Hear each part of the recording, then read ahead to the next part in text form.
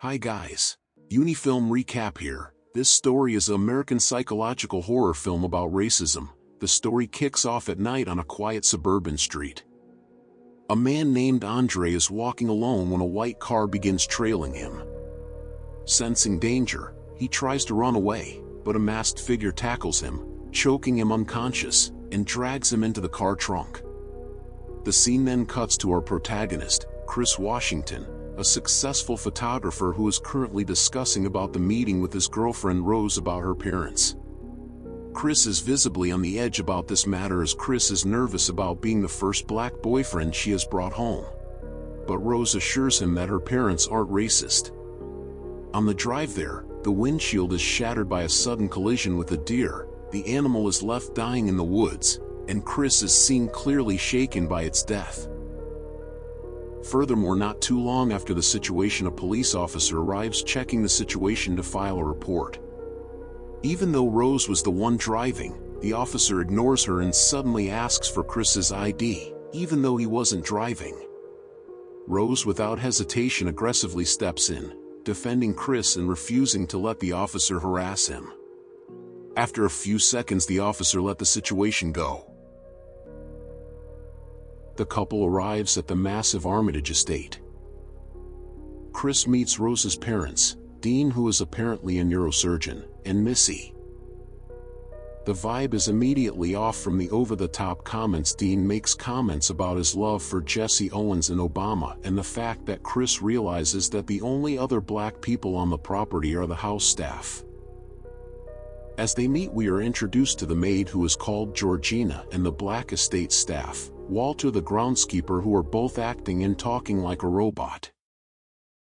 During the meeting, it is revealed that Rose's mother is a psychiatrist who can help Chris overcome his smoking habit. During dinner, the atmosphere goes from awkward to hostile when Rose's brother, Jeremy, joins them for dinner while being drunk. He starts acting aggressively, and immediately starts testing Chris, trying to put him in a headlock and rambling about his genetic makeup, making Chris uncomfortable. That night, Chris sneaks out for a smoke as he could not sleep and suddenly sees Walter the groundskeeper sprinting full speed through the yard in the pitch black, running straight at Chris before veering off at the last second. Terrified, Chris turns around, then sees the maid looking at herself weirdly, then walking away. As he goes back inside, he's cornered by Missy, sitting in the dark supposedly waiting for him. She offers to cure his smoking through hypnosis. Using a silver spoon and a teacup, it is through this rhythmic sound of the silver spoon that she forces Chris to recount the night his mother died in a hit-and-run while he sat at home watching TV. As the tears stream down his face, Missy strikes. She tells him to sink into the floor. Suddenly, Chris's consciousness is ripped from his body and plunged into the sunken place, a terrifying, silent void where he can see the world through his own eyes, but has zero control over his limbs.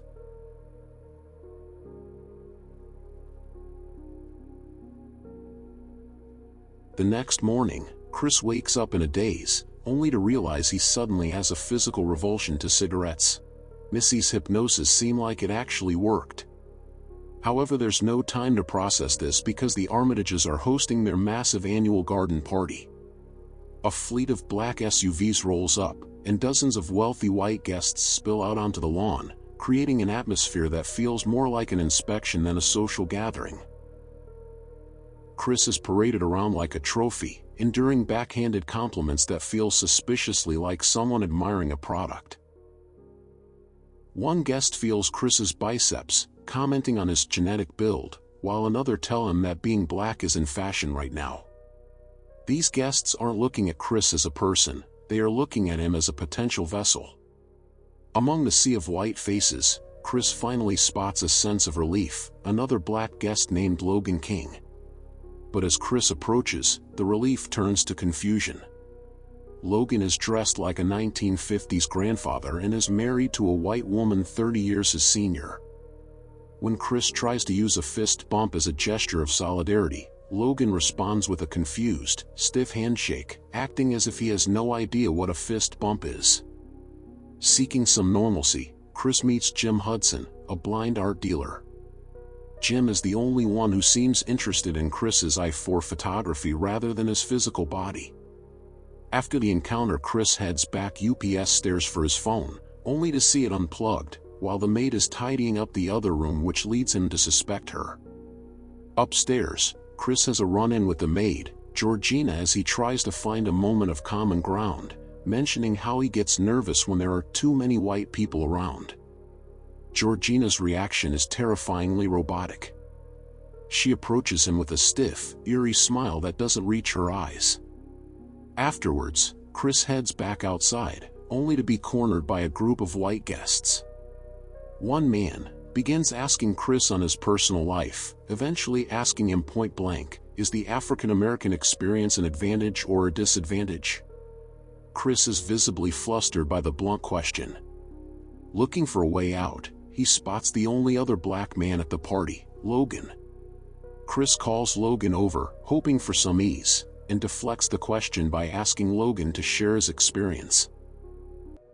Chris then tries to sneak a photo of Logan to send to his friend Rod, but he forgets to turn off the flash. The moment the light hits Logan's eyes, something snaps. For a split second, the real man trapped inside breaks through the hypnosis. Blood pours from his nose as he lunges at Chris, screaming, "Get out! Get out of here!" in a total frenzy. Rose's brother pulls Logan away. Afterwards, Dean said that it was just an epileptic seizure, but the damage is done. Chris isn't buying it. After the ordeal, Chris brings his girlfriend Rose to explain what he felt and suggested that they should leave. However, while the party continues, we are shown a scene where Dean stands in the back beside a large photo of Chris, conducting a silent auction. The guests raise their hands in a bidding war, literally buying Chris while he stands only a few feet away on a portrait. The winner is shown to be Jim Hudson, the blind art dealer, as he raises his hand. As he enters his room, he gets a call from Rod, who recognizes Logan as Andre Hayworth, a guy who went missing from Brooklyn months ago. Rod warns him to immediately leave, as he suspects that they are using black people as some kind of experiment, and Chris doesn't need to be told twice. He finds Rose and tells her they are leaving now. While she's packing, Chris finds a small door to a closet that's been left opened. Inside, he finds a box that shatters his world. It's filled with pictures of Rose with different black partners, including Walter the groundskeeper and Georgina the maid. Chris is horrified about this revelation, but he doesn't show it on his face as he sees Rose suddenly. Every word she said about him being her first was a lie. On the way there, Rose keeps stopping, looking him in the eyes, and repeatedly asking, "Baby, are you okay? Are you alright?" Chris tries to make a break for the front door, but the family is already waiting. Jeremy blocks the exit, looking for a fight, while Dean and Missy close in from the sides. Finally, Chris snaps and demands the keys one last time. Rose stops fumbling. Her face goes completely blank.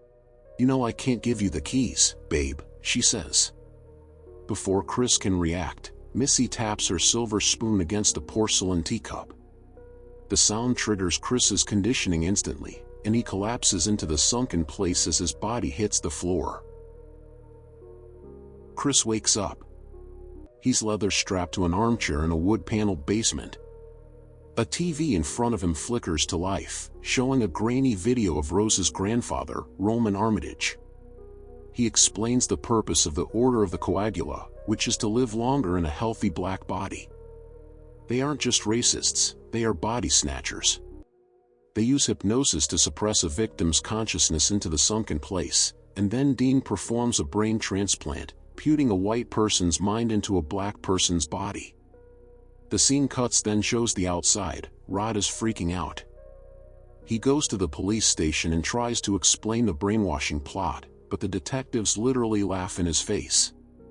He's the only one who knows Chris is in danger, but he has no backup. We are shown Chris again in the chair.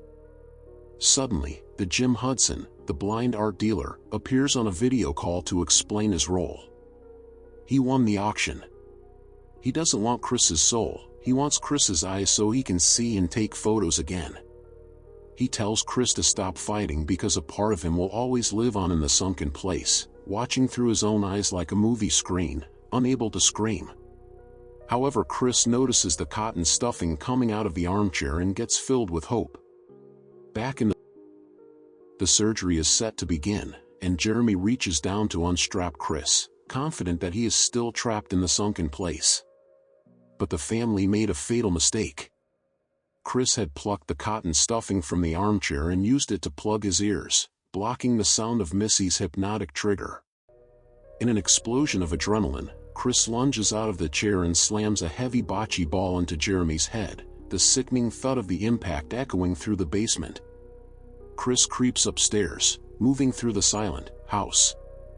He encounters Dean in the hallway and, in a moment, impales the neurosurgeon with the antlers of a massive deer head mount from the wall.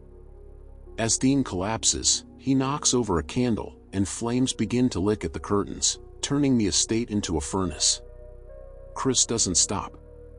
He runs into the kitchen. Missy is there. She is unarmed. The moment she sees Chris, her hand moves like a blur toward the cup, desperate to trigger the sunken place one more time. Chris lunges across the kitchen island, shattering the cup before the spoon can make a sound. They struggle across the counter, and in the chaos, Chris manages to overpower her, taking her out, and finally finishes off Jeremy in a brutal struggle at the front door. He steals the keys to Jeremy's car and starts tearing down the long, dark driveway toward the main road. But a figure darting across the path forces him to swerve. It's Georgina. Haunted by the guilt of his mother's death, Chris can't bring himself to leave her behind. He stops to pull her into the car, but it's a trap.